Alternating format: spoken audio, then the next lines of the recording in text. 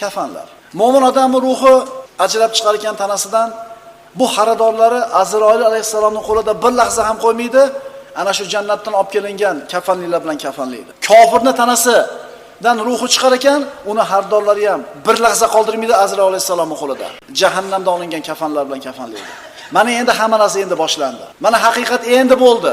Ko'zi endi ochildi. Qachon ochildi? Ko'zi yumilgandan keyin ochildi. Maloikalar ikkalasining ruhini olib osmonga ko'tariladi.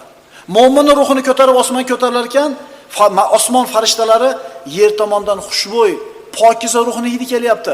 Voy biz tomondan qo'lma-qo'l qilib osmon eshigiga olib borishadi. Bizdan tegib qolaylik deydi. Birinchi osmon eshigiga kelganida samo eshigini farishtalari, qo'riqchilari so'raydi, kim bu?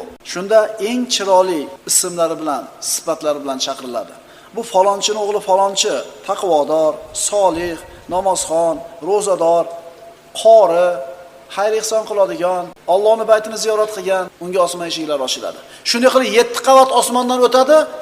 7-osmonga chiqqanda Alloh taolo amr qiladi. Bu bandamning ruhini illiyinga yozib qo'yinglar. Jannatiylarning qatoriga ism yozib qo'yiladi. So'ngra ruhi yana bir chiroyli bir ma'lum suratda uni qabriga olib tushib qo'yiladi. Endi buni muqobilida kofirning ruhi osmonga ko'tarilib ketar ekan, farishtalar yer tomondan badbo'y hid kelyapti deydi. Va birinchi osmon eshigini oldiga olib kelganida kim bu deb so'raydi farishtalar. Falonchi kofir, falonchi fosiq, falonchi munofiq, falonchi zolim, falonchi haromxo'r. Qanaqa yomon sifatlar bo'lsa shu sifatlar bilan aytilinadi.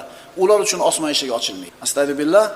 La tufattahu lahum abwabus sama va la yadkhuluna al-jannata hatta yalijal jamalu fi samil khiyat. Ignani ko'tidan tuyani o'tishini tasavvur qila olasizmi? Tasavvur qila olmaysiz. O'tadimi? O'tmaydi. Demak, bular ham jannatga kirmaydi. U kimsalar uchun hargiz samo eshiklari ochilmas. Robbimiz aytayapti buni. Va toki tuya igna teshigidan o'tmas ekan, ular ham jannatga kira olmaslar. Hech qachon kirmaydi. Kofir ham mo'min ham yegan dunyoda. Kofir ham mo'min ham uxlagan. Kofir ham mo'min ham yaxshi yomon kunni ko'rgan. Kofir ham mo'min ham bir xil dunyoga kelgan.